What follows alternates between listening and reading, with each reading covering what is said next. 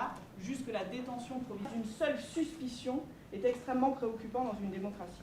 Après un attentat terroriste, il est légitime que des perquisitions judiciaires aient lieu, il est légitime que des personnes puissent être placées sous contrôle judiciaire ou même parfois en détention provisoire.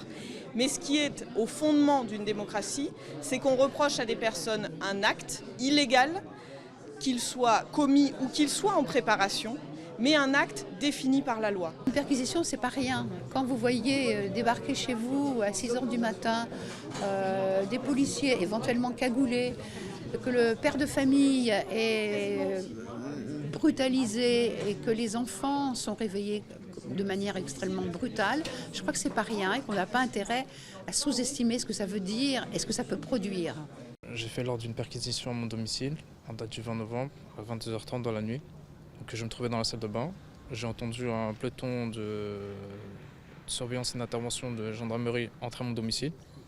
J'ai eu très peur. J'ai pris un coup de crosse de fusil sur le côté gauche de la tête.